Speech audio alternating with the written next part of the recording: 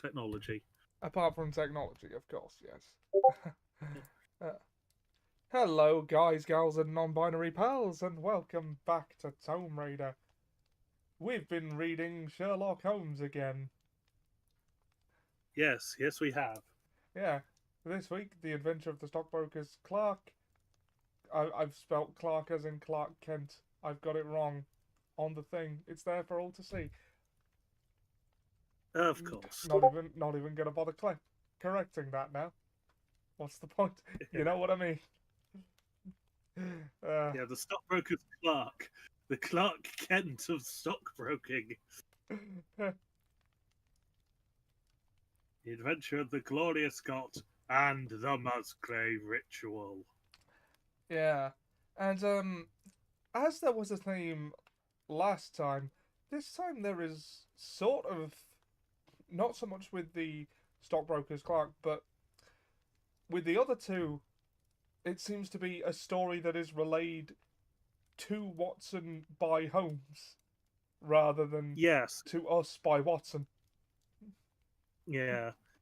We are instead of getting a first-hand account, we are getting a second-hand account because we Yeah. are also relying on Watson remembering everything Holmes told him, and Holmes not having unconscious bias change the story. I mean, I don't think. I mean, But, it would have to be unconscious bias, though, wouldn't it? yeah, I don't think Holmes or Watson are particularly unreliable narrators, as though there are plenty of people out there who, even if they know the narrator is unreliable, still trust them at their word. Yeah. Yeah, Before we get it's started, I'm just gonna. You know what? No, I don't. I don't. I won't bother with the plugs. Never makes a difference. Uh, okay. So, the Memoirs of Sherlock Holmes. Stockbroker. So, we begin with Watson at work, not at 221B Baker Street. yes, because this is the first story. This is a story that takes place after the Sign of the Four, but not much after the Sign of the Four. So it is probably about middle of the stories that we have had in terms of timeline. Yeah. I wonder if there is an official timeline that we can consult. We will have a look after this stream, I think, rather than during. Yeah. And the case takes them to Birmingham. Yes. Um, Watson. Just a quick bit of detail. Watson has taken over an old doctor's practice, and Holmes deduces it is doing well, and that he got the better of the two practices because the stone steps have been worn 3 inches deeper down than the ones of the next door practice of another doctor. Yeah. And he's just sort of like, would you be up for more adventures? And Watson is always like, oh God, yes. Yeah. He was like, today, yes, I'll just get my neighbour to do these. Oh, he would not mind. No, he owes me for covering for him before. There's no implication of anything untoward as to why Watson has covered for them, but it's just sort of with the attitude I had that just then of, no, he will cover for me. I've done it for him. It's just sort of like I'm hiding his affair or his alcoholism, something. No, again, I'll emphasize no hint of that in the text. Nah. But the confidence with which he assumes that he will be happy to cover for him points to the favour being quite a big one. Yeah, but he says he's always happy to lower the debt he owes me. Is sort of the thing. Ah. So he's Watson's covered a lot of days by the sounds of it, or they've taken the or this is sort of like the hints of Watson possibly gambling alongside this man and winning. It's unlikely, but there is one Sherlock Holmes adaptation that does have Watson as a recovering gambler. Yeah. That is the Robert Downey Jr. ones. I should gamble more. I don't think that was supposed to be the takeaway. That was a joke. Yes, I gathered that was a joke. Okay, but if you are going to gamble more, may I recommend Sabac? Yeah, Because you can only play it on a video game that doesn't take actual money from you. which, The only safe game. given that it's a Ubisoft game, is actually quite remarkable. Yeah, so if you insist on spending actual money gambling, buy card packs like Yu-Gi-Oh or Magic the Gathering. But anyway, that's going off topic. Yeah. Okay, so Yes, they are, um, well, they are whisked away to Birmingham post haste. yeah, because the client has come to them, and with the most curious case, he's for he is a clerk, that has been out of work of late, but has been put into has been good and has finally managed to get a job in, I cannot remember where it is in London. I want to say Mallory's or something like that. Let us consult the sacred texts, aka the actual books. Coxon and Woodhouses. Coxon Woodhouse. Where on earth did Mallory's come from? Anyway. Oh, and now on the staff of Mawson's. That's where Mawson. Mallory's came from. Yeah, Mawson's, which is a fine-standing financial institution. But on the weekend, before he was due to start working there, because he has been in a bit of the dumps, he's been out of work and has burnt through what savings he had from what odd jobs he was able to do.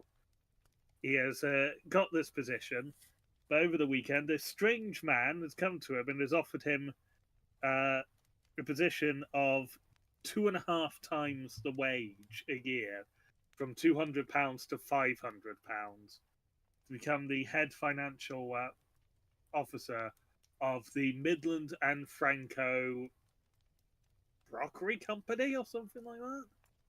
I'm just digging out the inflation calculator for 1 minute. Yeah. 1820 was it? Or 1896 was when this came out, so there's it would be around 1890 when this story takes place. 18? Why did I think 1820? That's way too long ago. Yeah. So £200 a year, his current salary in April of 2025 would be worth £22,933.90, which is, I mean, it's more than I've ever been paid for a job. Yeah, it's not nothing, was what I was going to say, but 500 a year. Yeah. Sorry, you were. Yeah, it's I just had to. Yeah, you'd only just starting pay back student loans on that amount. Whereas 500 a year would come to £57,334.74 a year. So he was offered 57k, today's equivalent, for this job. Yeah, to come up to Birmingham and do this job of the Franco Midland Hardware Company Limited. And he does agree to do the job, and he does agree to not inform his new employers that Mawson's that he is quitting, because the guy says he's got a £5 bet on with the Mawsons, in someone at Mawson's, that they will not hear from Python, or it's not Python, it's Py something. I saw it a moment ago. But Apologies if you can hear my uh, dog barking in the background. yeah, but Pycroft, Not to be confused that's, with Mycroft. who has who hasn't appeared yet. No, he hasn't. Uh, We've gone through a fair chunk of Sherlock Holmes without him appearing. Has Mrs. to Hudson to appeared not yet? Yeah, Mrs. Hudson was referenced several times without being named, and then was named towards the end of the last book, The Adventures of Sherlock Holmes. Yeah. Yeah, but yes. So Pycroft doesn't contact his new employer, and he instead goes out to Birmingham after being given an advance of £100 and having to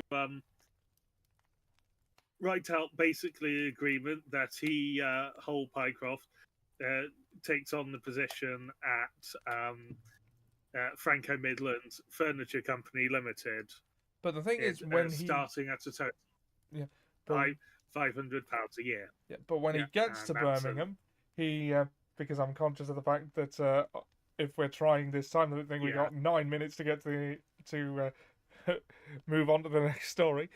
Well, no, just to recap it really, he notices that the man he was talking to, who looks similar but not identical to the first man he was talking to, has a gold tooth yeah, stuffed in exactly the same manner, and yeah, and so comes to the reasonable conclusion that it must be the same man in disguise. And why yeah. would a person do that? Which is why he's come to Sherlock Holmes. Yeah, the work itself is also thrown in because they've essentially got him going through the equivalent of the phone directory and noting down the company name and address of every hardware, furniture, and crockery store he can find in the European catalogues, And that's good. which is stuff that he assumed would already exist independently of this company and they would have access to. And their offices basically amount to 2 rooms with dust and a small table and a couple of chairs. Yeah. Not really what they expect for the heart of a company that is ostensibly going to have 130 plus stores across France and Belgium and Brussels within a few weeks once the financing is finished, because they have the backing. They're just closing up the final details of the purchase. So, with his suspicions firmly raised, he has come down to London to recruit the good Sherlock Holmes to come up to and help him with the investigation. Yeah. And of course Holmes is perfectly happy, and they arrive at New Street, which is where the train station is still nowadays. They take lodgings, and then they go with the simple ruse that Holmes and Watson are 2 friends at Pycroft looking for a job. And they spot the man on the street who buys a copy of the evening paper, and they follow into the office and knock in. And when they get there, the man is in a state. He is described as sort of pallid, afraid. No, I think they say feared. Yeah. And it's ill composed, and it shocks Pycroft.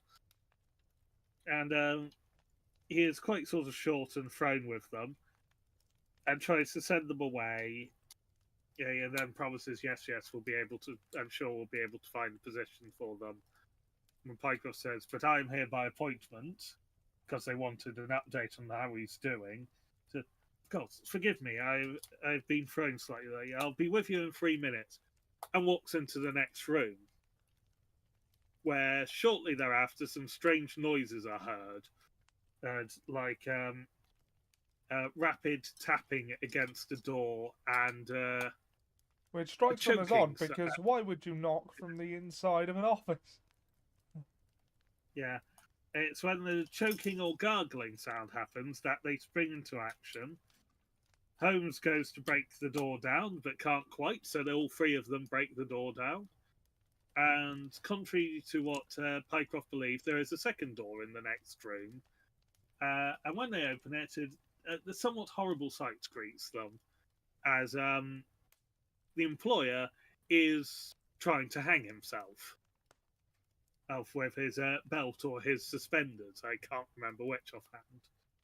But Watson is swift into action and grabs the man and lifts him up so the pressure is relieved from his neck while Sherlock unties him. Yeah. And he's unconscious for a bit, but he does come round.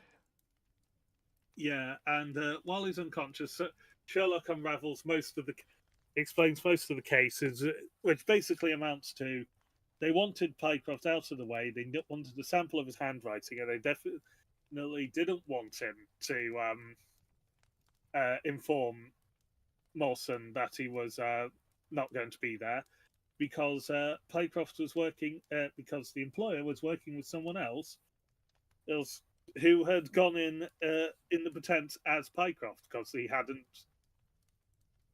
he'd basically been employed by a submitted letter and he got the job from his resume.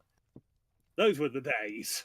Yeah. Those were the days. So no one knew what he looked like, but they knew his handwriting. So someone had gone in as Hall Pycroft for nefarious purposes, and they'd moved him to the Midlands so that to limit the chance of things going wrong.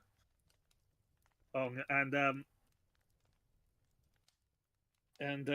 Sherlock somehow can't put the man that had the paper wide open on the table when they came in when he was looking down.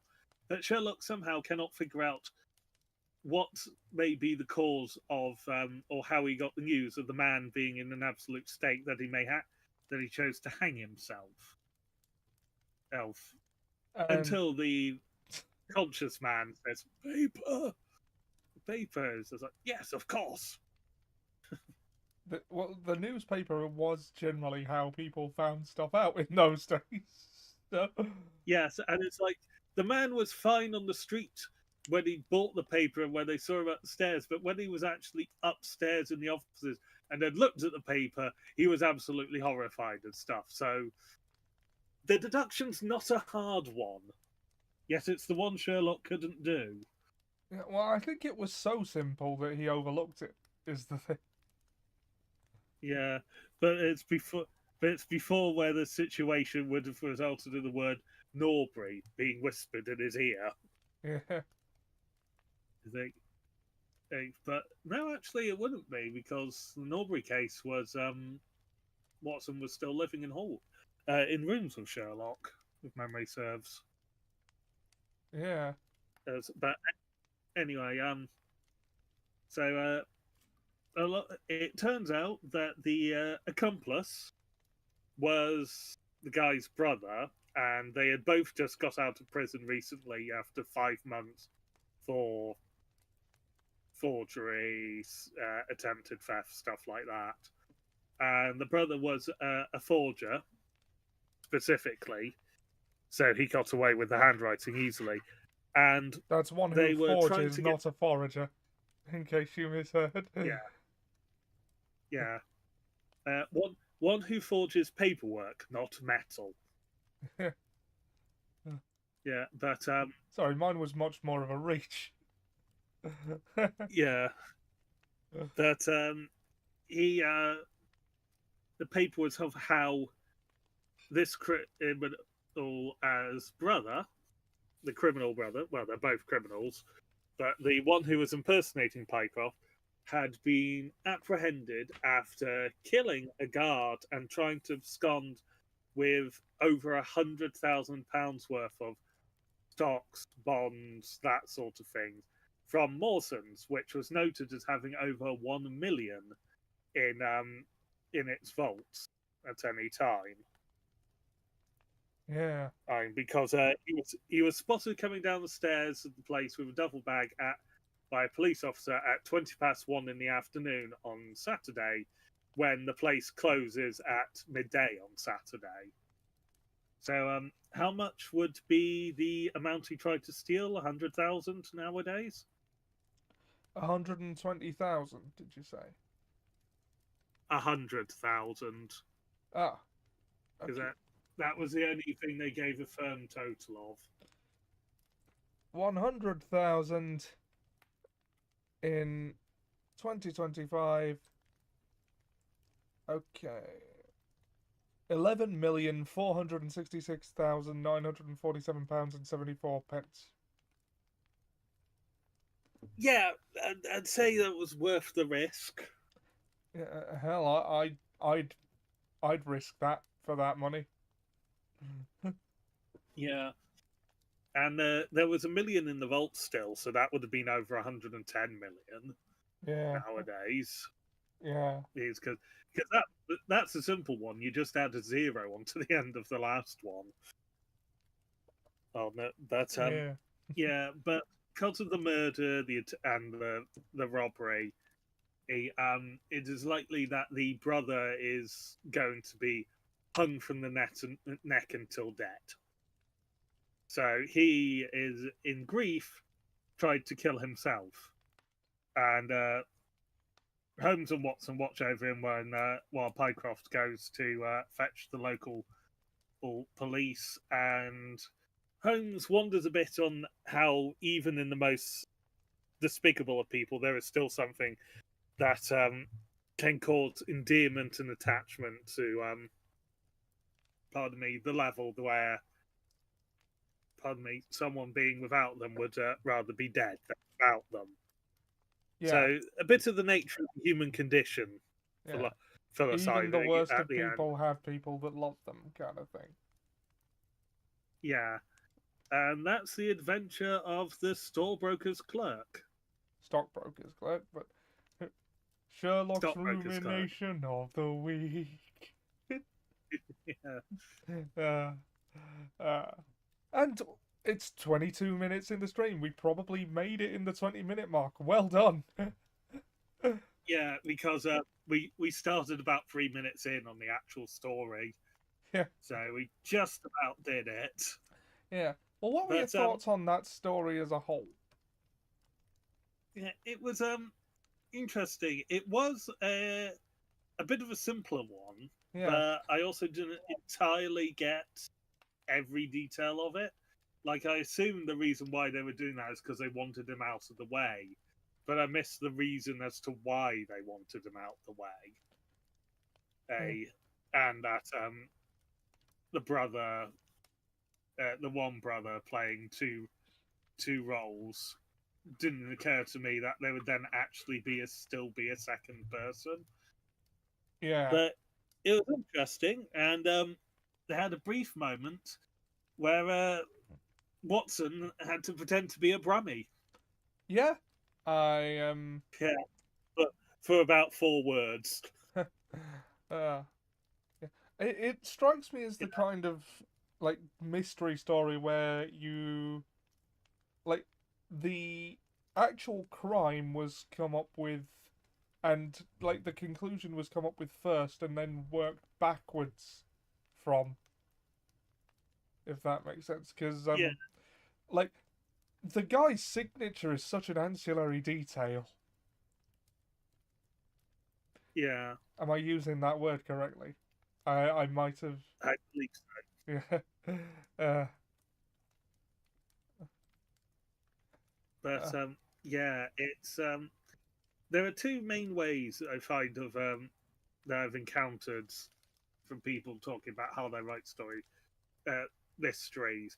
Is one, they know exactly how it ends and work backwards to figure out what the misdirections were, and the other is they write a mystery and then they discover who actually did it themselves as they write it rather than having it planned. cough. J.J. Abrams cough. Yeah, but JJ, J.J. Abrams has a slight problem of his mystery just kept getting extended. So Yeah, he never knew how it was going to end because he never knew when the ending was. yeah. So he had to occasionally add mysteries. Yeah. Whereas Of a the lot of two, them, I very much prefer the start at the end and work backwards approach. it does work better, I tend to find, unless you are very, very good at actually Retrofitting. tying. Yes. Yeah. Yes. In which, admittedly, those who have a career in doing it from the back, from the end backwards, would then do turn out to be quite good later on at finding out who it is as they write along. Well, yeah, because they've But got that is probably instincts because, for the genre at that point. yes, Yeah. yeah. So I do wonder which one well, from the writing, Arthur Conan Doyle and the fact that Sherlock's a deductionist, he knew what the answer was before he started writing, because otherwise, sort of like having Holmes do all his deductions doesn't work so much. You need to know how it's done before you can have someone figure it out in the way that Sherlock does. Yeah. And I Writing think them. that's a pitfall a lot of writers fall into when trying to write genius characters, is that their feats of genius have to be conceived of by you, the writer. Yeah, and let's be honest, plenty of characters are smarter than the people who write them.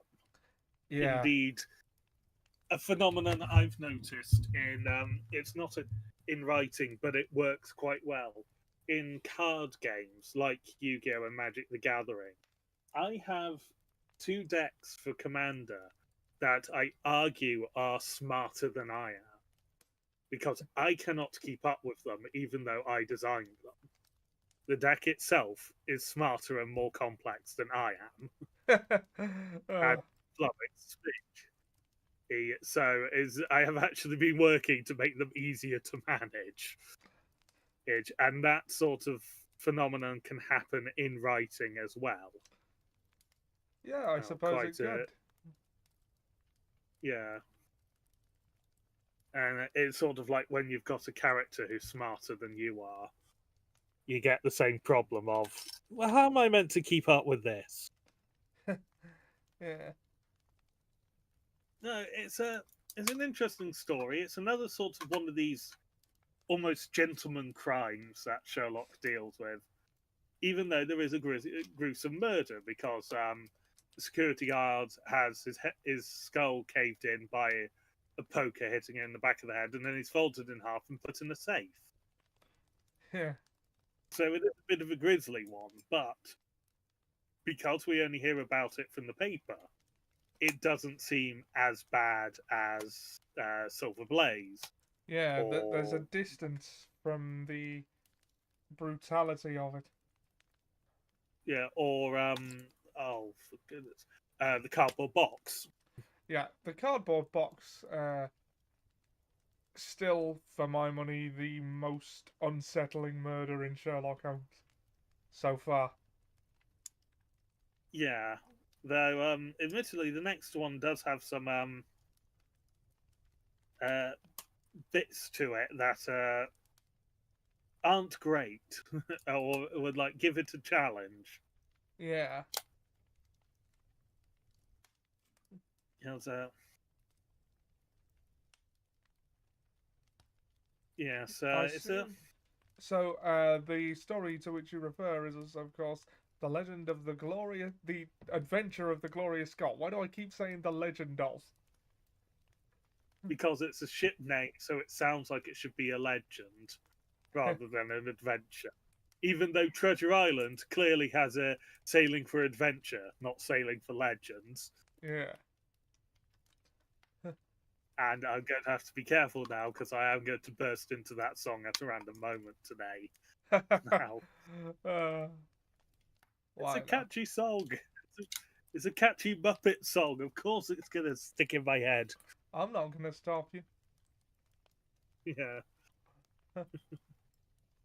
Uh, I mean, it also has Tim Curry singing in it.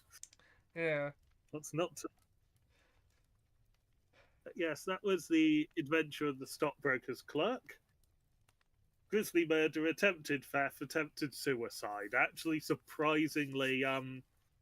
surprisingly dark compared to a lot of them, yeah, given the attempt suicide as well. yeah. And the scale of the crime is greater than usual because, you know, this is like full on bank robbery. Yeah, full-on bank robbery, the murder, misdirection, fake companies, is as well. Yeah. I, Well, and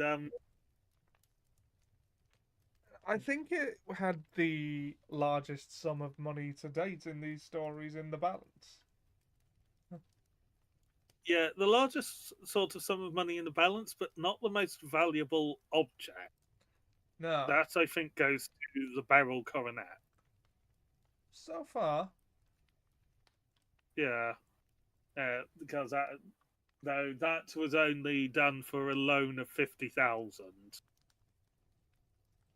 And yeah. so but the adventure of the glorious Scott. Yeah. But Now, this return. Sorry, what were you going to say? yeah, I was going to say this one starts a little unusually because Holmes is just chatting to Watson saying, "Oh, I've got some papers here." Which I really think, Watson, Yeah, it would be worth your while to glance over. He's offering him case files to to peruse over. So he's clearly warmed up to the idea of being the the subject of a series of sensationalized stories. yes, and this was before Watson got married as well, because this was when they were still in apartments, and as it turns out, this is stupid police car. Sorry, just caused me to jump, and I'm acting as if you could see me jump, man. Ah, And, but this is actually, as it turns out, is a story of Sherlock's first case, and the first hint that he might make a career out of his skills of observation. And yeah, we learned it all started when he was a young lad uh, at university. He didn't have many friends and stuff, and stuck to himself. But that all changed one day when he was making his way to the commissary. Making his way to church. It was. It's for Sunday service, and a fellow student's dog had rather attached itself to his ankle, as he puts it, and he was rather laid up because dog bite to the ankle, not great. But the student came to visit him and constantly check up on him, and through that they actually became friends because they were both sort of loners who didn't know anyone. So they became friends over that, becoming Sherlock's first friend, as it were, with Watson being his second. And he put on these displays of his abilities. One day during the summer, towards the summer term, his friend, whose name I am, uh,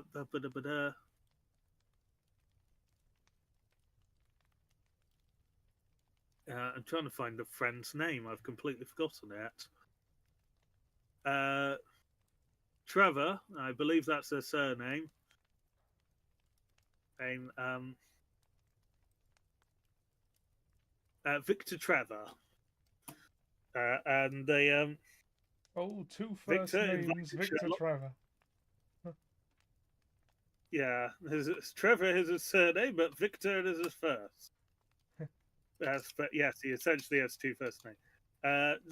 Victor invites him to stay at the family estate, as it were, uh, and for the summer, which of course at this time hosting someone for a month or longer is just a done thing. It's sort of like, yes, yes, of course you could stay. No, don't have a firm leaving date. That's fine. That's fine. We'll make accommodations. And he stayed and enjoyed it. There was a well curated library that they'd inherited, and the man's father, uh, while of little culture, was uh, had a considerable amount of rude strength, both physically and mentally. He and had travelled far, so he made him an interesting man to talk to. And I love that Victor had expression, told him, rude strength. yeah, Uh, yeah, and Victor had told his father of Sherlock's deductive abilities. He said the father had, come now, let's see them in action. I would be an interesting subject. Let's see if you can deduce anything for me. He, and Holmes was like, oh, it's not much, but I might suggest that you've got about in fear for some form of personal attack for the last year. It's just sort of like,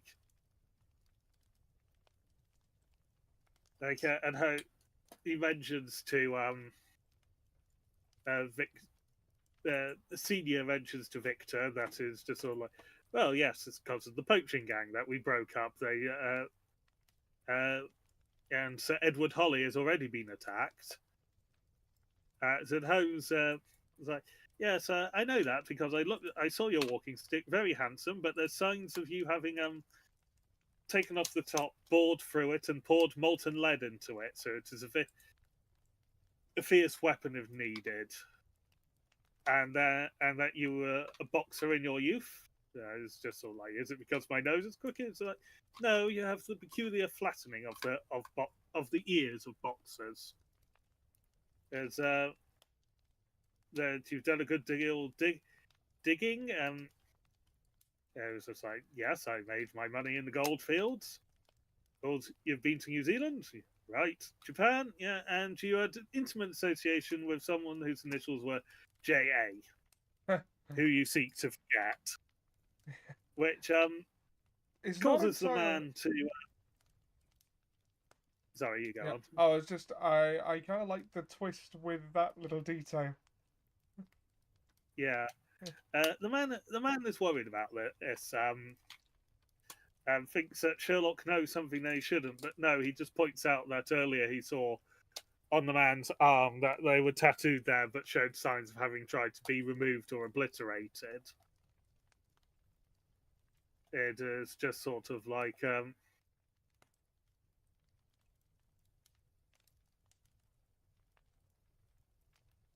yeah, and Holmeson admits after the sort of reaction, it's the first time he considers that he could make a profession out of what he does. Yeah.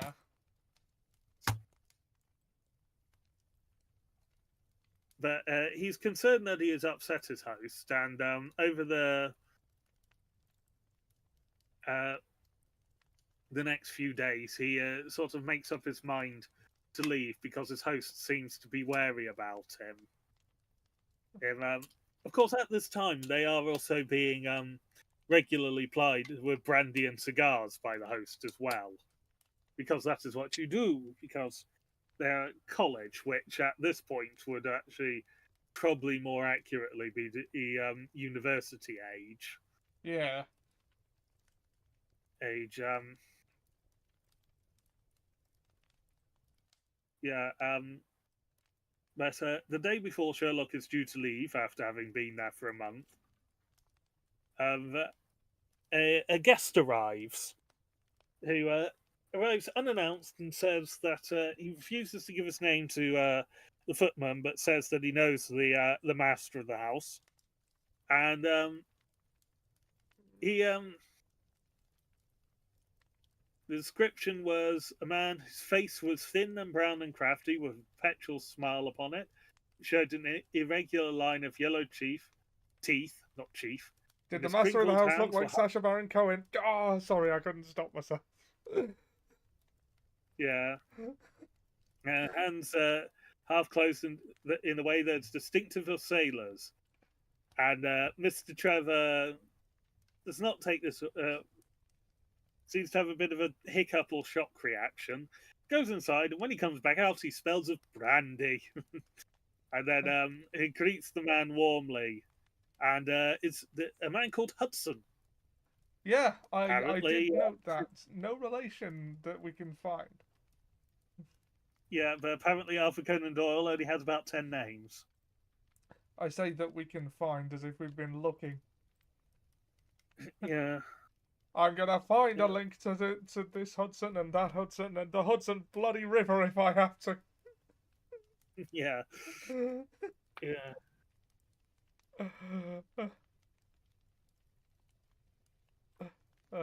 Yeah. And Hudson mentions another gentleman, Mr. Beldows, or Mr. Beddoes. And Trevor is like, you know where he is? And he's just sort of like, yes, I make it make it my business is to know where my old friends are. Yeah, and Holmes continued to leave. It had been said that the two people were old friends from the days where they both used to work on a boat. And Holmes continues his long vacation in his London rooms, where he spent 7 weeks working on a few experiments. And because holidays were proper holidays then, 11 weeks, maybe 12. Yeah. Essentially free.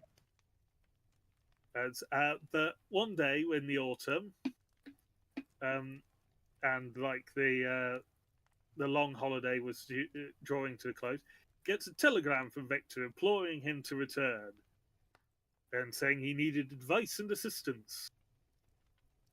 Of course, Sherlock immediately stopped what he was doing and went to the north, as it was. And Or, well, when he got, most places are north of London. yes, so they went north. And when he got there, his friend was waiting, and seemed to have lost his great charm and happiness, his cheery manner. And the first words that Holmes is greeted with is, "The governor is dying," meaning Victor's father, Trevor Senior. And Sherlock is absolutely startled by that. Impossible.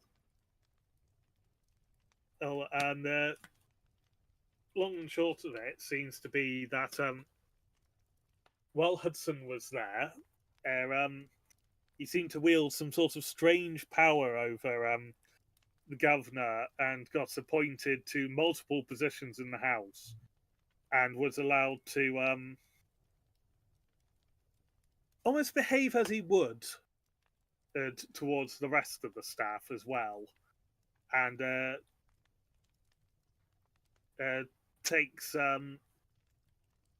takes liberties with the father in the way of behaving.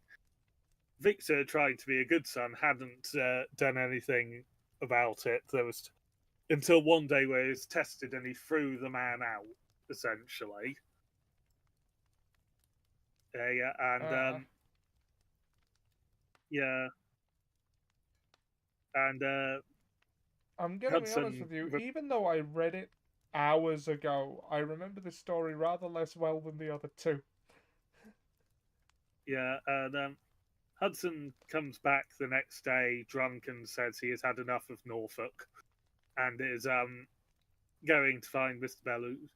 Beddoes in Hampshire, and the father starts to get their constitution back after this and more to himself, until a letter arrived the day before, yesterday evening, so the day before Sherlock came back up. Which also, this letter is one that Holmes had showed Watson at the beginning of the story. And I have to find the words for it because Headkeeper Hudson, we believe, has now has been now told to receive all orders for fly paper and for preservation of your hen pheasant life. This note sent the governor into an absolute state. And put him into the near-death state in which for which Victor sent for Holmes to try and help him work it out. And while this is being explained, they arrive back at the house to learn that the governor died just after Trevor left to pick up Sherlock, and he regained consciousness for a brief moment before dying to pass on the message that the papers were in the back drawer of the Japanese cabinet.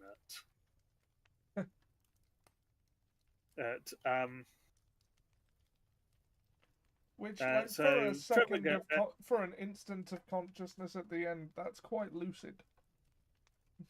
Yeah. And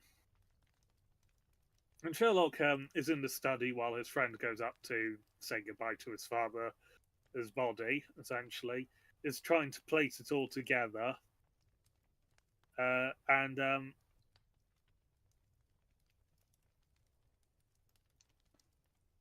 yeah. And he's trying to put it together and work out what is a code of the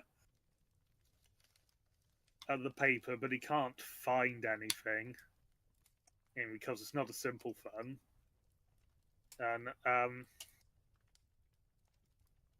And then he figured it out. The game is up. Hudson has told all. Fly for your life. Apparently, I missed the first couple of lines off of it when I said it the first time. The supply of game for London is going steadily up. Headkeeper Hudson, we believe, has now been told to receive all orders for fly paper and for preservation of your hen pheasant's life. Code being every 3 words. Starting with the first. And they then, after this, look through the father's papers to discover, and this is where the vast majority of the story actually is again. And as we go back in time to October 1885, or back in time to October, that long and the short of it, the father had committed some crime and had ended up on a prison ship, the Glorious Scott. But it wasn't a normal prison ship,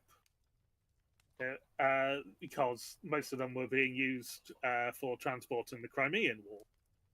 Also, it was converted, and turns out one of the others on board, who was wanted for embezzling money, $250,000, but the money had never been recovered in the case. Oh well, I think we've got a new record for most lucrative crime. Yeah. How much is $250,000? It is £28,667,369.35. Yeah. Actually, this might be drawing because I believe the treasure from the Sign of the Four was meant to be worth that much. $250,000 as well. Oh yeah, because it was a box of gems. It's been so long since we did the Sign of the Four that it's hard to remember sometimes. Yeah, I had forgotten the amount there. Yeah, but it turns out the criminal who had done that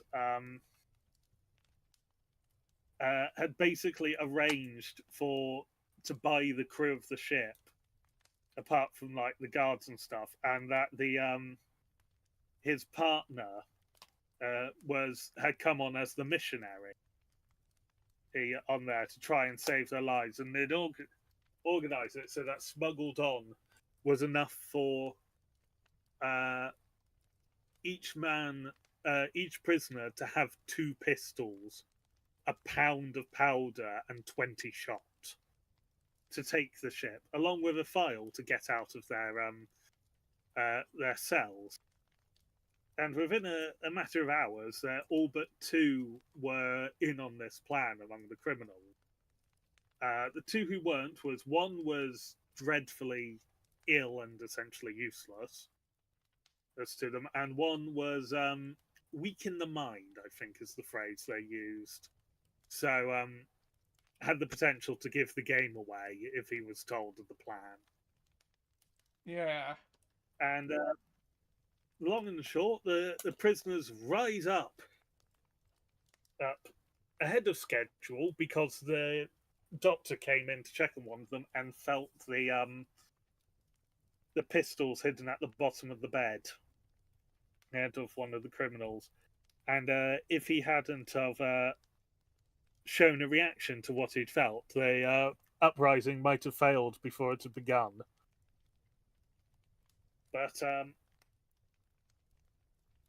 they take the ship, start celebrating, having killed a handful of guards.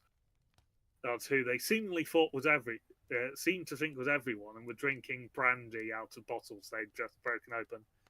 When a huge amount of shot is fired into that area, and it's revealed there are more, and they kill more of the guards and the various officers and such.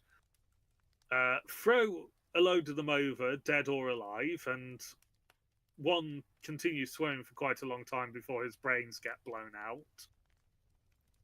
And there's a handful of prisoners left, I think 5? First officer, surgeon, a couple of guards, and someone else. Yeah. And there's a debate on what to do: kill everyone or leave them be. And the organizer of the uprising kindly lets those who don't want to kill these prisoners take one of the lifeboats, essentially a rowboat, and go out to sea with a barrel of water, some maps, and a couple of barrels of food. Before he goes on to the bloody business of killing everyone else on board, killing all the staff on board. And while they're rowing away, the ship explodes. And they come back and find one survivor who was a member of the crew, third officer, I believe.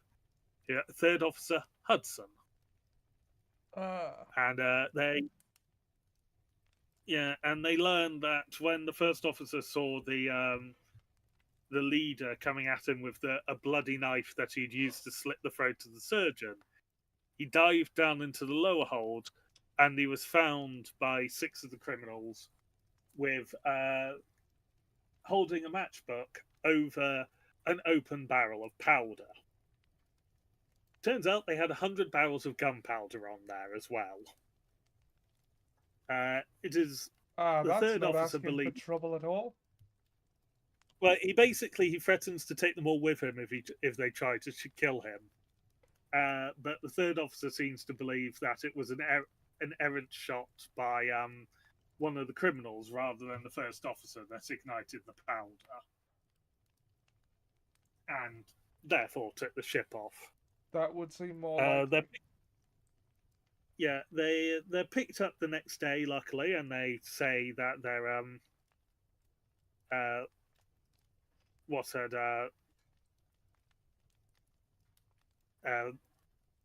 they'd been told to say, which is there was a ship that had been destroyed.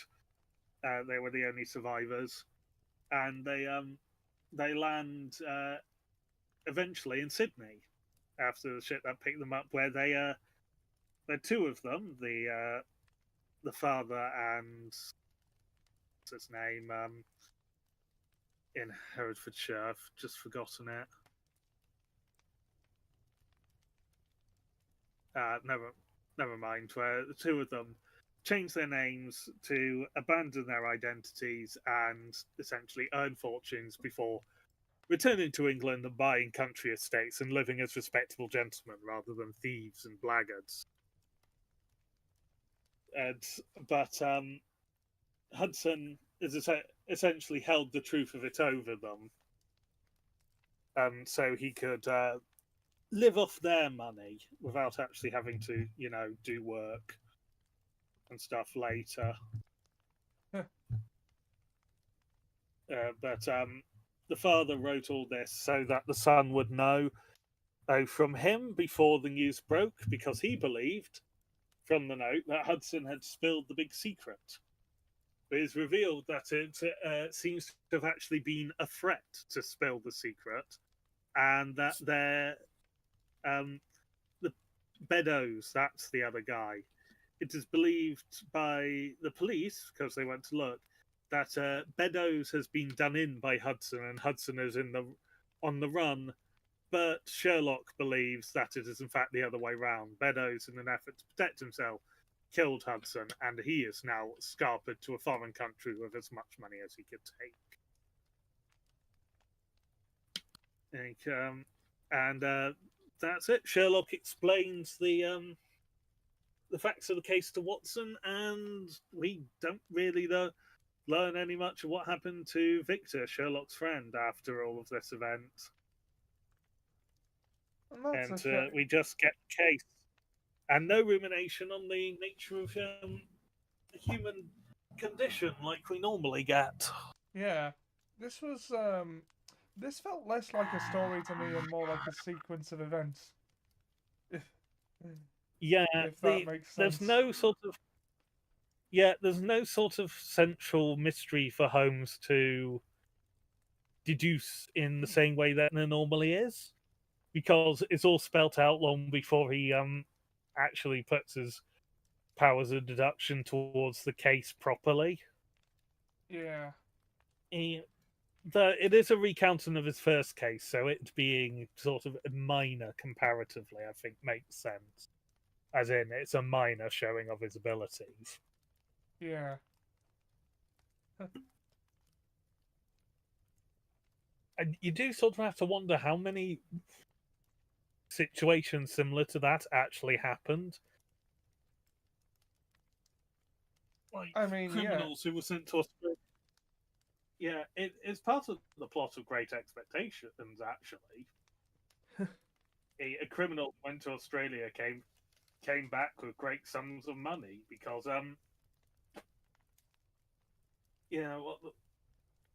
what was it from various travel the bush of Australia like a true born native man. I can't remember the name of the song offhand, but they talk about how a pound of oats in Australia can pick up lumps of gold. It's like gold is everywhere there. There was a gold rush to rival the American Australia. And it was somewhat easier at the time. I mean, there was also an opal rush as well. So hard work in Australia could get you a lot of money quite quickly compared to Britain. So, of course, we sent all the people who tried to steal stuff to Australia. Yeah, because logic. Yeah, well, the logic was we wouldn't have to deal with half of them as they die on the ship over, I'm sure. Yeah, and we did. I would say we did tend to send more hardened criminals over there. No, we killed hardened criminals at the time. Yeah. Yeah, but yeah, it's perhaps the least exciting of the three stories this week. Which is remarkable when you think about the subject matter. Yeah. Like, there is a full-on ship mutiny whereupon the ship explodes. An explosion. Yeah, there's an explosion. There is many a gruesome murder. There is tied for the highest value sort of crime that we've seen. Apart from the attempted theft of the Beryl, that has a total attached to it, apart from because the Beryl coronet didn't have a value attached to it in terms of pounds. Yeah, other than it was just 50,000 as collateral for. yeah. Other than that, it was just established that it was worth a lot. Yeah, mostly to the nation, as it were. Yeah. Um, but yeah, so it's like it's got a lot of big elements to it. This one, but yet it feels like the most forgettable of the three. Well, it was the most forgettable of the three to you, and Yeah. you read them earlier. I did it last night. I read them Well, today and I barely remembered any of that. So sorry I was a bit quiet through that retelling. it's okay. I say last night. I mean the wee hours of this morning because what is sleep? Well, It, our sleep yeah, cycle is not conventional. a normal Yeah. no, but still an interesting one. I would say that's a hard one to sort of figure out how the guy has power over them, other than he knows a secret of them. There's not much of a hint to figure out the secret. Oh, oh yeah. To actually touch upon the bit that Ollie mentioned earlier, the AJ tattooed were his own initials from before he changed his name. Yeah. Thing, quite possibly put there when he was sentenced to prison. So I don't think it's established when the initials were put on, but they are his own And birth initials. Holmes assumes a romantic entanglement with someone of those initials, which, I've always said, don't tattoo things like that onto your body. Not unless you know you're in a comic book and you know you're going to have just alliterative love interests. Like Superman's two great love interests at various points have been Lana Lang and Lois Lane. You could sort of get away with that one. and depending on Not and depending on which canon Lex Luthor. uh, that. no, I don't know if that's ever happened. Oh, I want it to someone. There's probably plenty of fan fiction out there to those lines. Yeah. And, it causes a bit of trouble when he dates Diana Prince, aka Wonder Woman. Yeah. Yeah, but yeah, no, not that Superman's easy to tattoo at all, because unbreakable skin and all. Yeah. Uh, okay, Yeah. so the adventure of the Musgrave Ritual. Now this one I found quite interesting. I didn't expect it to be what it was. Mm. Yeah, it's when you actually hear what the ritual is, it's sort of easier to figure out what it's meant to be. Because without any context of what the ritual actually says, as we can't actually place anything, and it's a lot of the central mystery of the thing is what could he have possibly found out from the ritual? Yeah. Oh, and this also breaks one of the cardinal rules of mystery writing to an extent. Really? But we will come to it at the end if we remember Yeah. what that is, because it'll give too much away immediately if I say what it is now. So the story Oh, starts with Watson ragging on Sherlock for being untidy. yeah.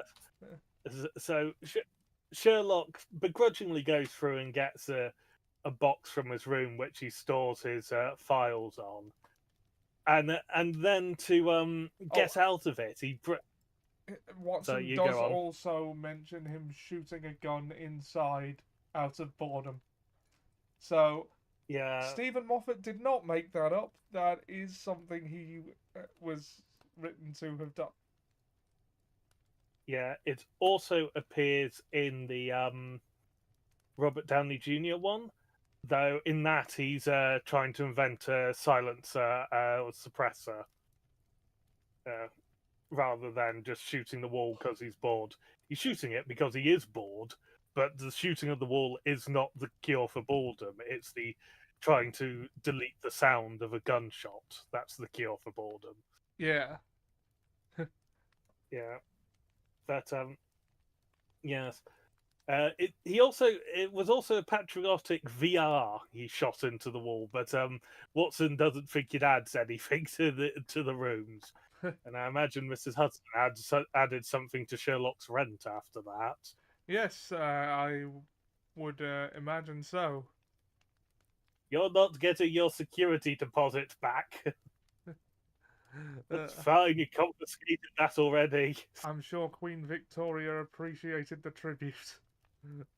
Yeah, but maybe not Watson having a go at feeling that it didn't add anything right afterwards. But anyway, Holmes basically dangles some of his earlier cases in front of Watson as a way to get out of having to clean up.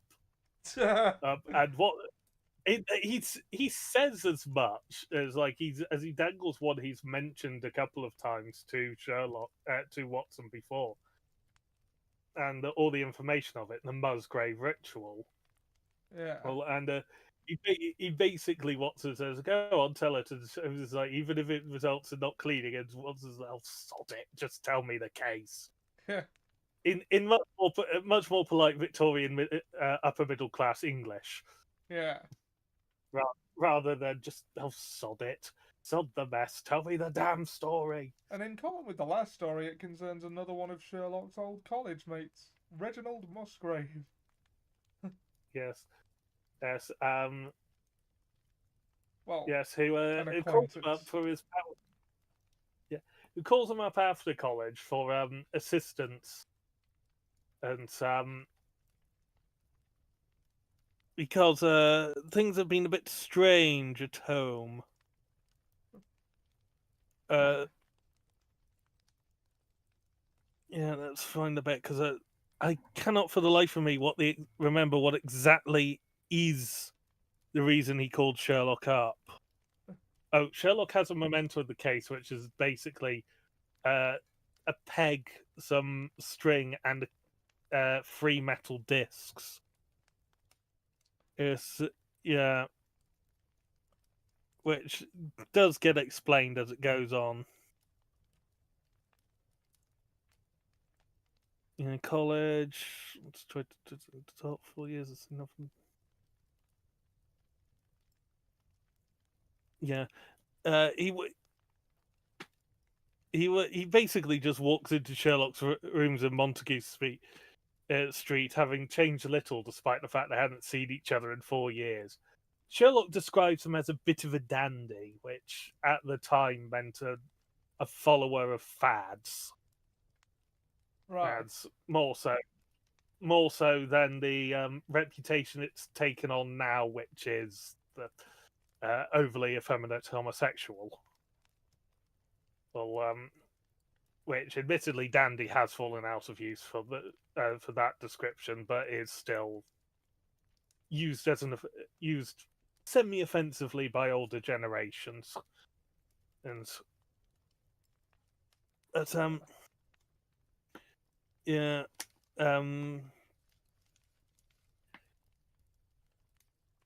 yeah, he's basically coming to ask for some advice of an extraordinary and inexplicable business from his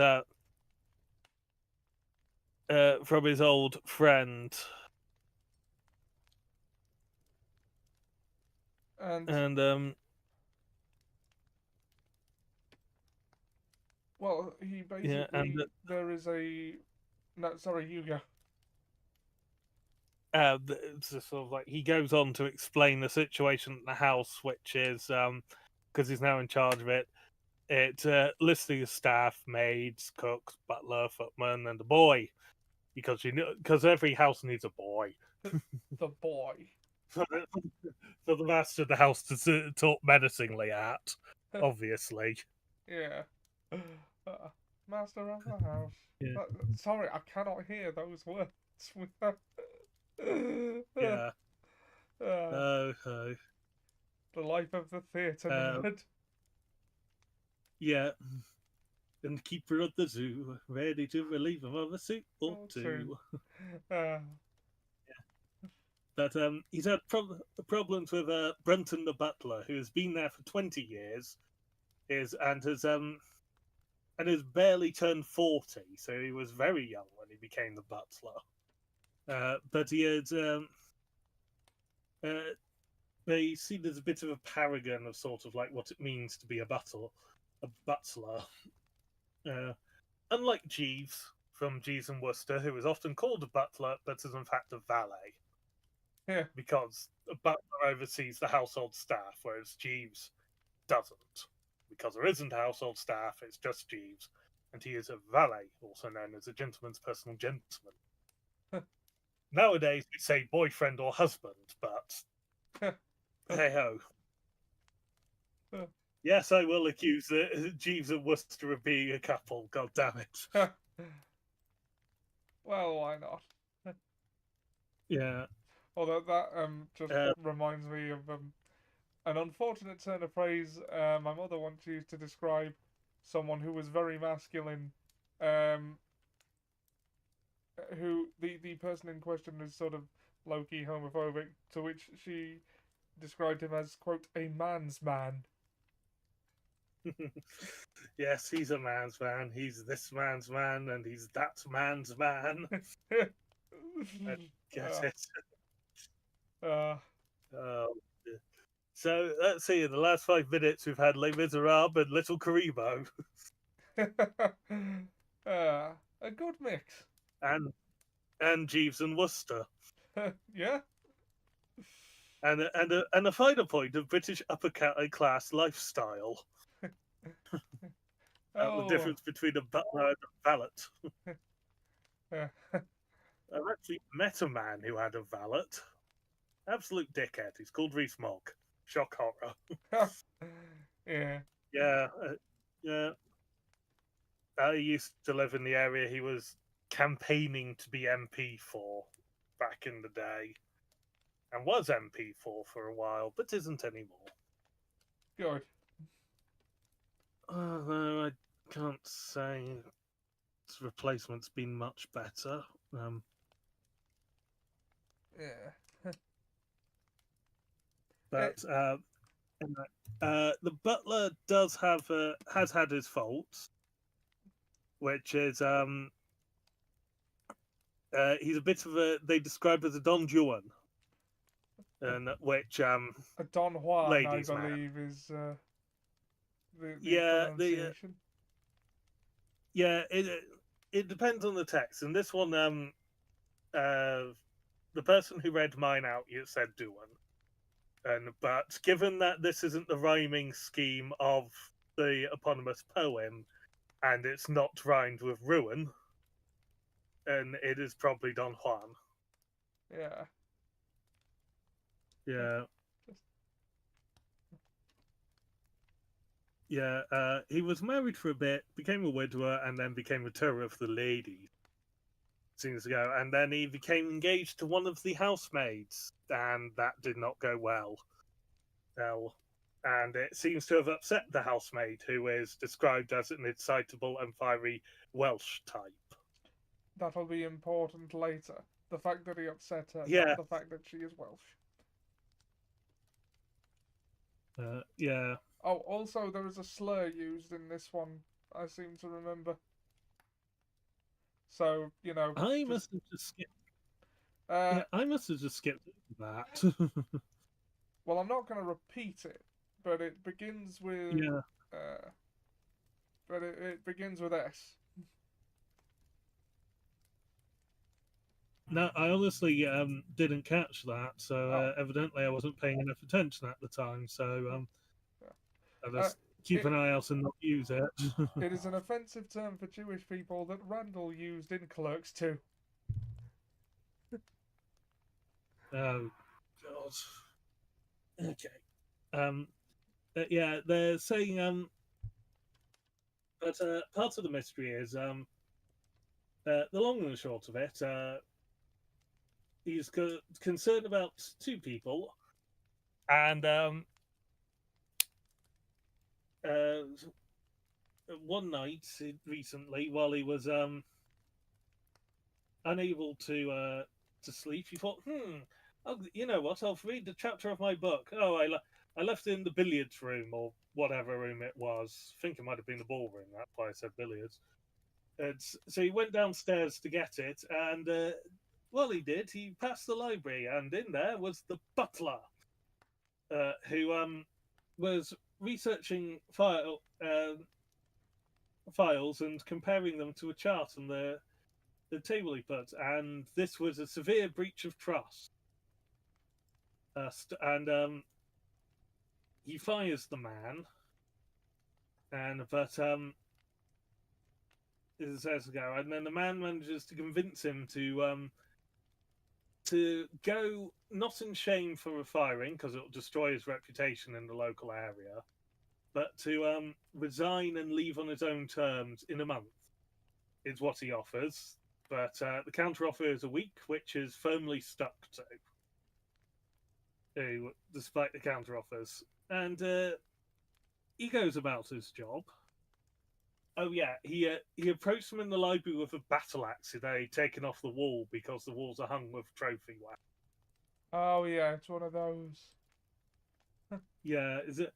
Yeah, the house is described as sort of L-shaped, with the short line of the L being the original house built in the early 17th century, though that's the date on it above the lintel, but it's suspected to be older, and the rest of the house is a much more modern construction, probably only about 100 years old at that point. So actually not that, which would be the 19th century, roughly. No, the 18th century, but late 18th, early 19th. So 1611 to 1790, so about 180 years younger. Yeah. Thereabouts. Yeah. And they make a point of saying how clever the butler is several times, so it is important. And but the paper that the butler was examining is the Musgrave Ritual, which is a series of question and answers, as that each member of the family recites essentially when they take on ownership of the house. So Well, I can. The questions and answers are as follows. They are: whose was it? His who is gone. Who shall have it? He who will come. Where was the sun? Over the oak. Where was the shadow? Under the elm. How was it stepped? North by 10 and by 10, east by 5 and by 5, south by 2 and by 2, west by 1 and by 1, and so under. What shall we give for it? All that is ours? Why should we give it? For the sake of the trust. I think that's it. Yeah. He's a little embarrassed to admit that that's to Sherlock because it's a silly sort of family ritual. Oh, and he finds it a bit embarrassing. Yeah. He doesn't understand the significance of it.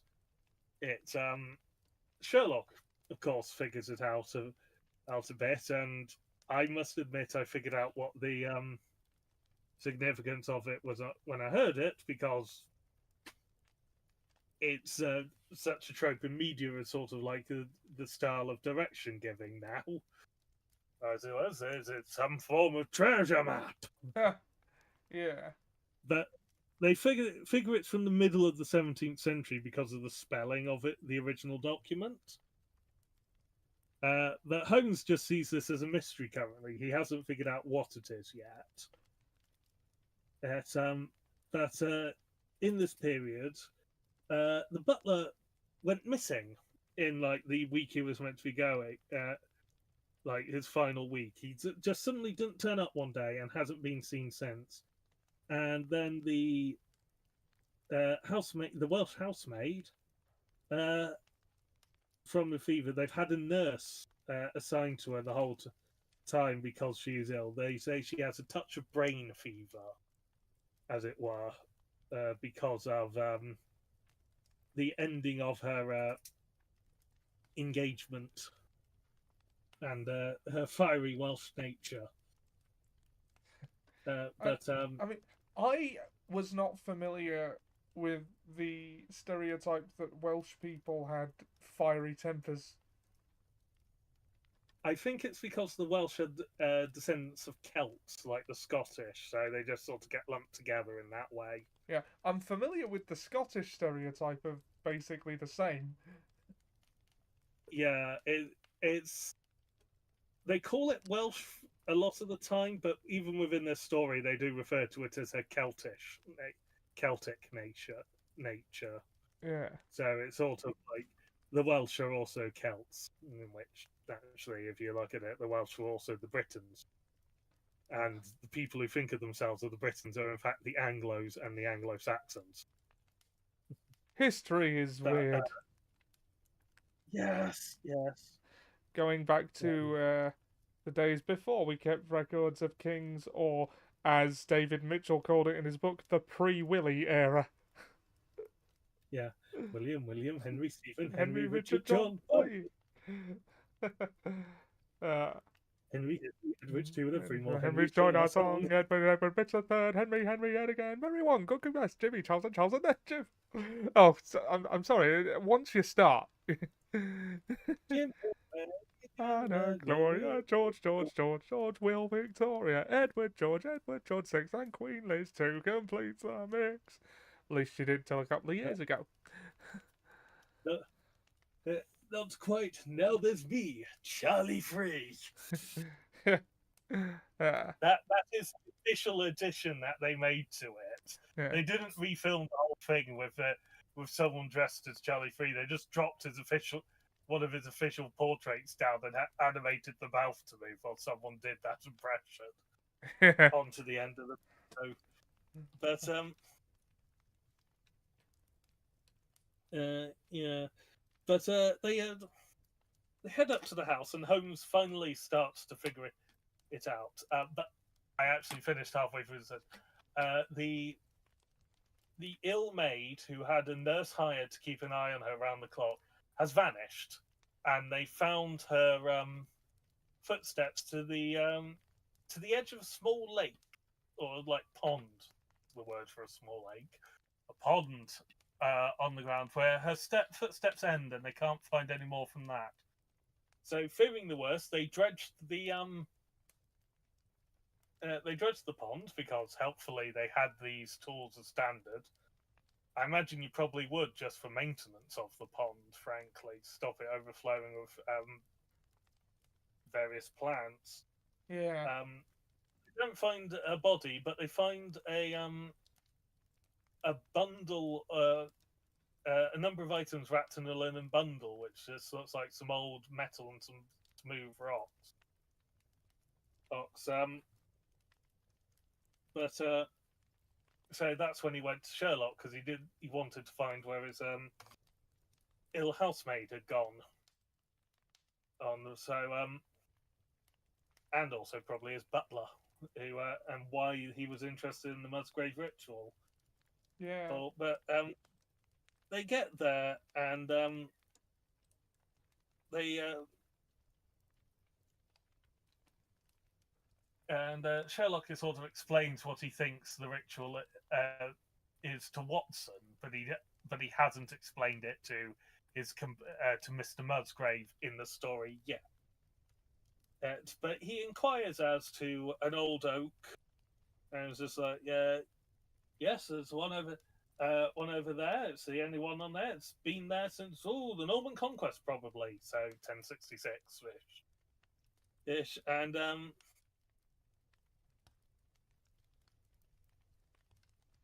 yes, and then it's just sort of like, are there any old elms? Well, yes, there used to be a very old one over there, but we had to cut it down about 10 years ago after it was struck by lightning. Look, you can see the stump where it used to be.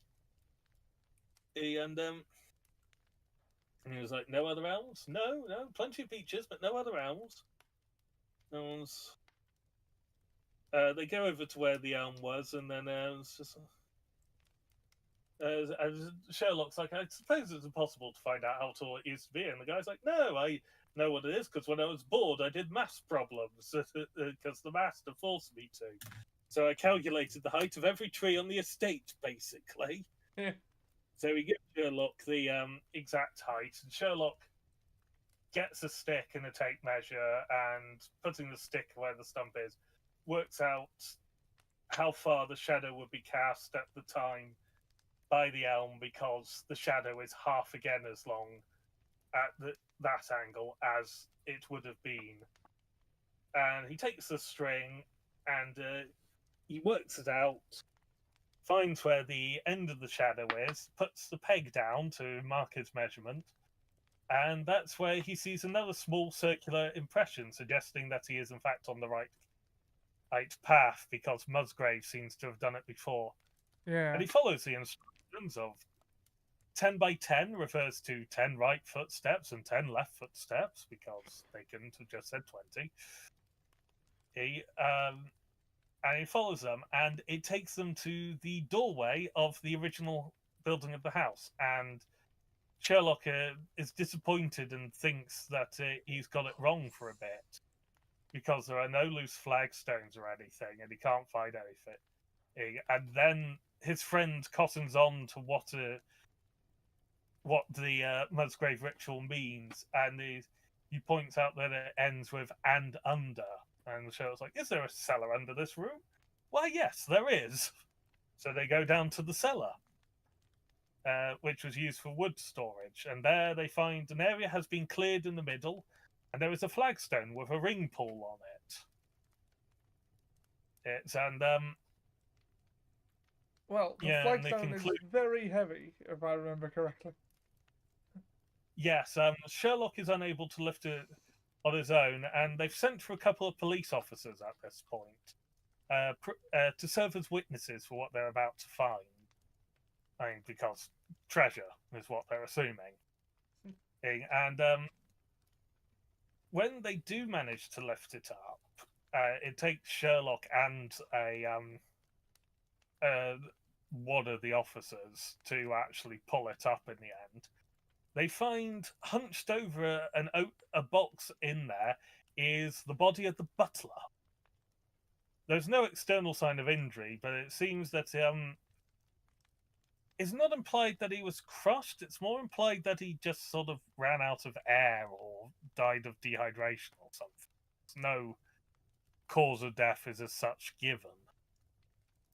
Yeah. From what I remember. And of course, Holmes works out pretty quickly what went down. Yeah.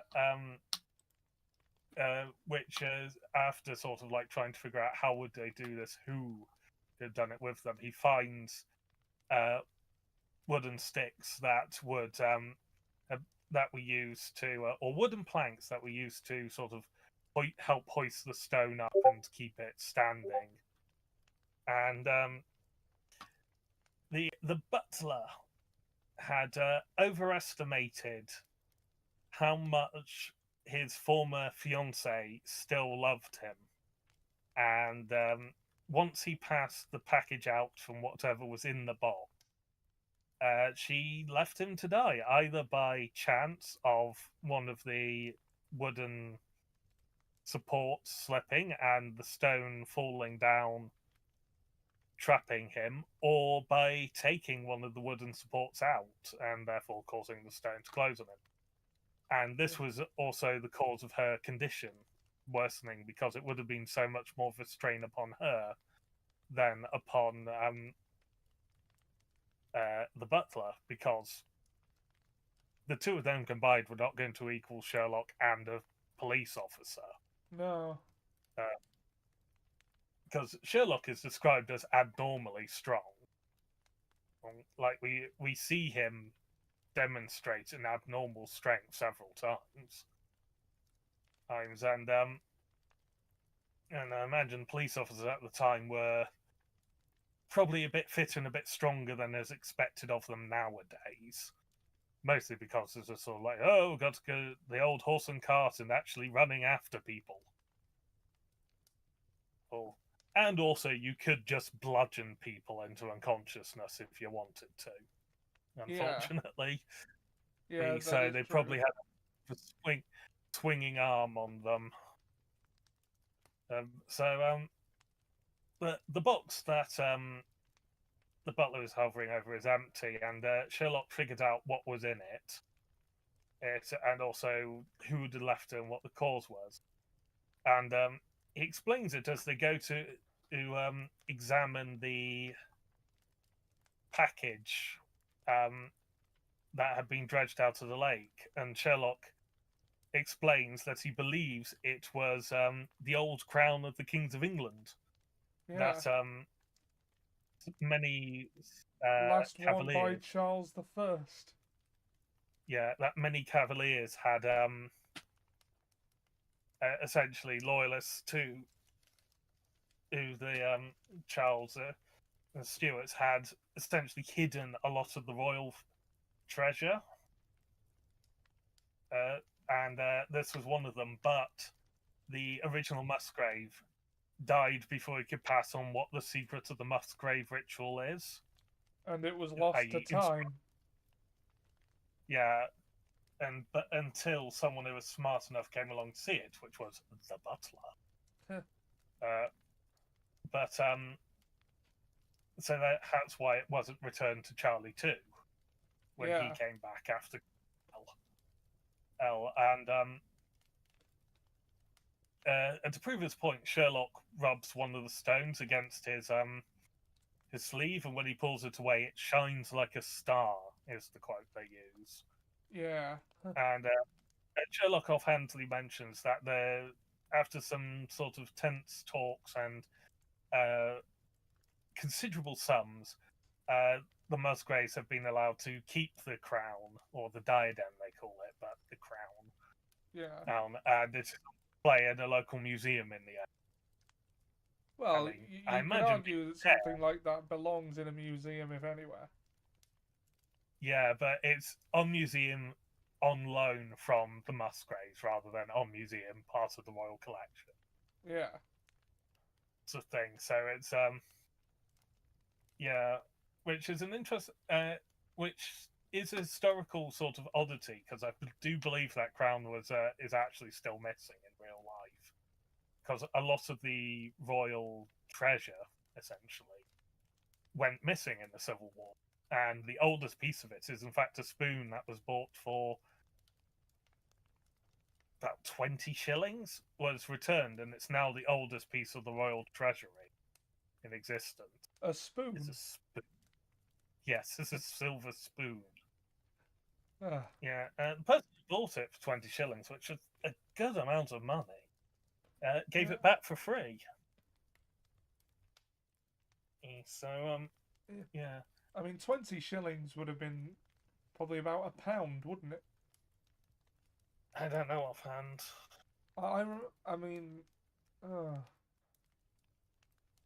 I remember,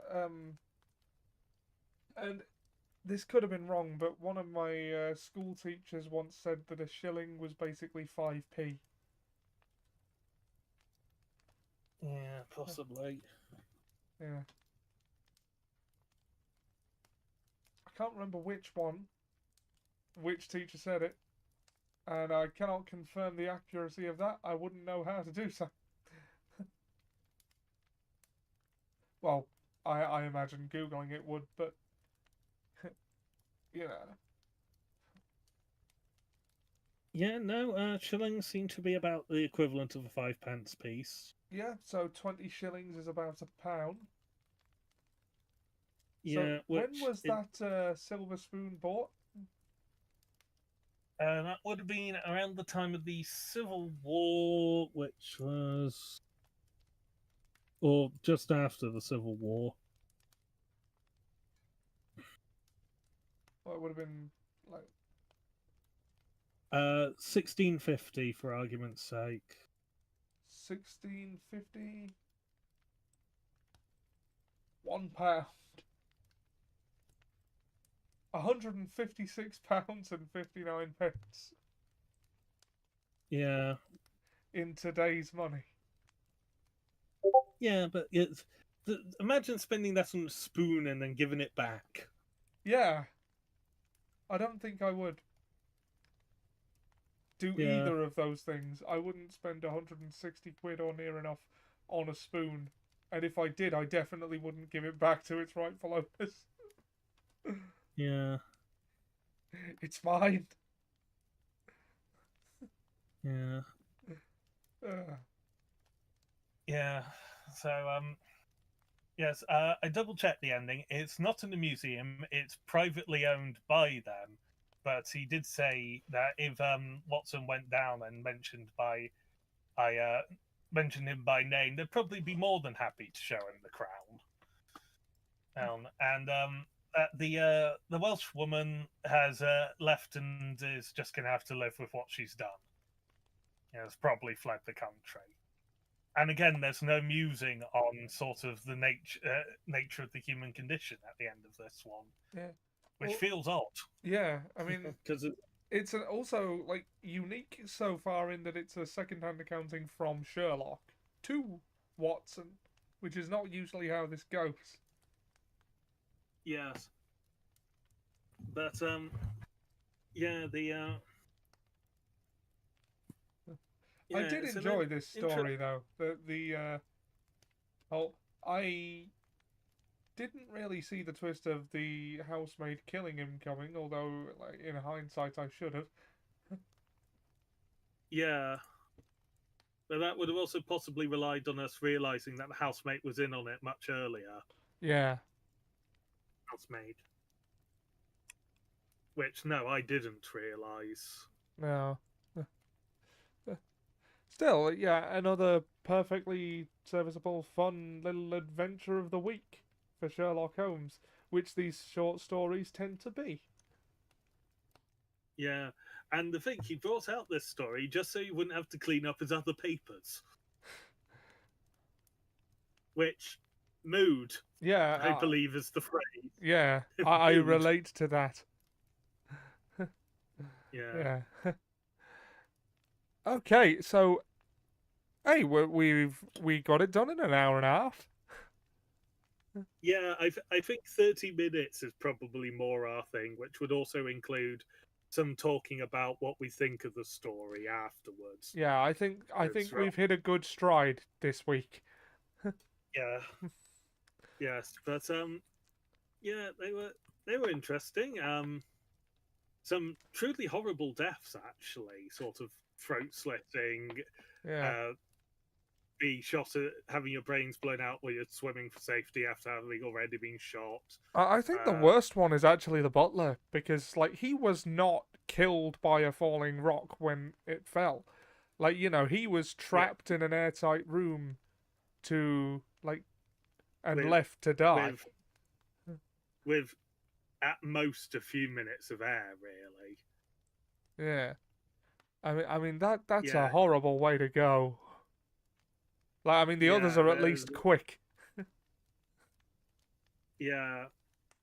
Like the first one seems to have been very quick because it's just hit on the head and he's dead. He Yeah. had a skull cave in. That does it quickly, it tends to. Yeah. I doubt he would have been alive long enough to register the pain. Yeah, which is good for him. Bad that he's dead, but Yeah. But yeah. But Gloria Scott has probably the second most terrifying death. The one already shot, swimming for his life, struggling, and then having his brains blown out yeah. as a mercy. So Yeah, I mean he wasn't making it. He yeah, he given the description they give is what the nearest north coast to the north was 500 miles. Coast to Africa was 700 miles. I mean I mean, as impressive a swimmer as anyone in human history is, they're not swimming that far in a single going while injured. yeah. Especially with an open bleeding wound. Yeah, I mean sharks. yeah, Sharks yeah, will tear us apart. But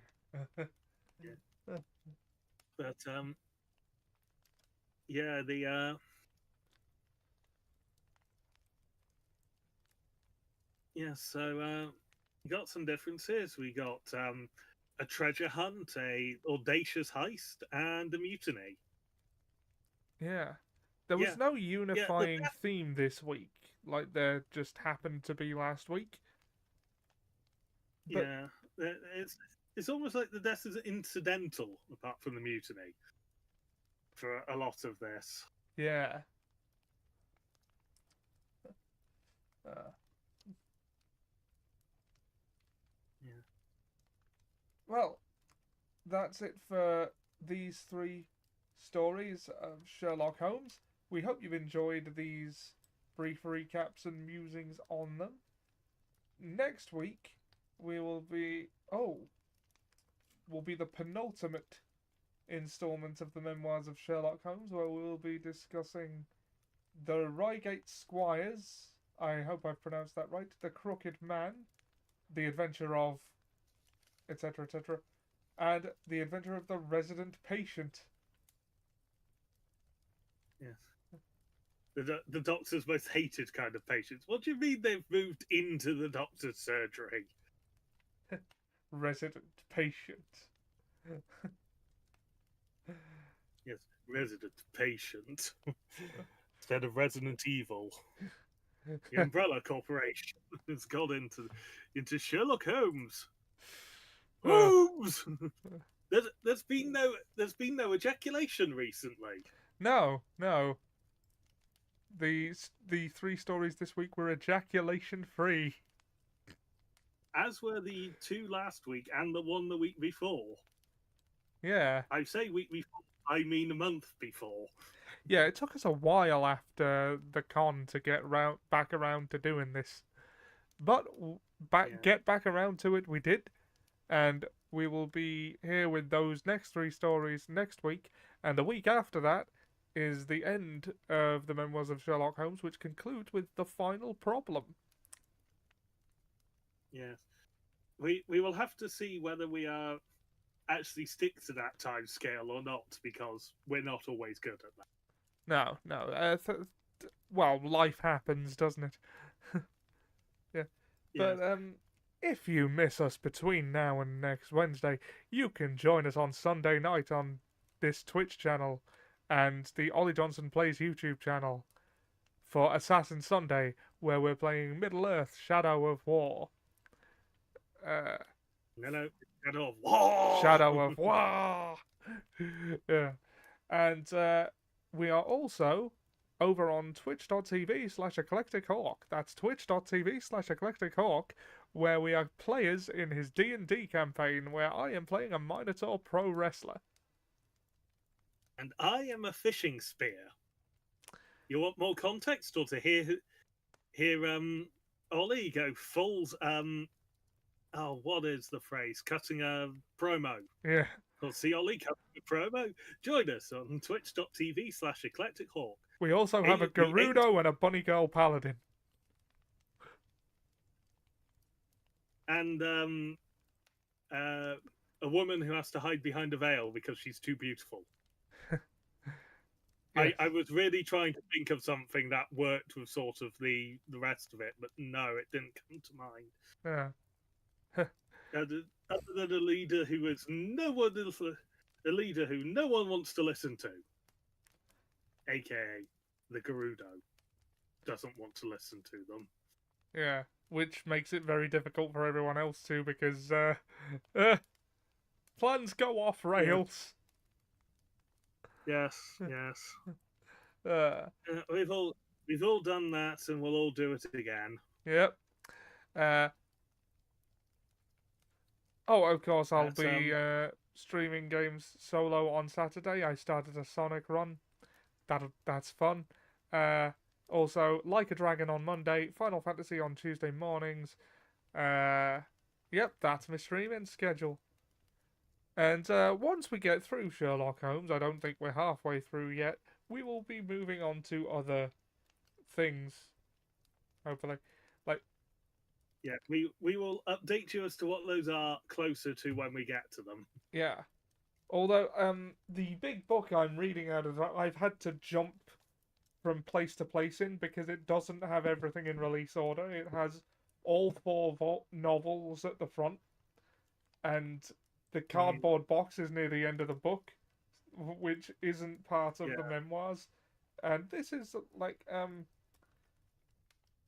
in the 700s in page number for these stories. So, yeah. uh, It's chaos. yeah. Yeah. Anyway, we hope you enjoyed this stream. We'll see you next time. Good night, everybody.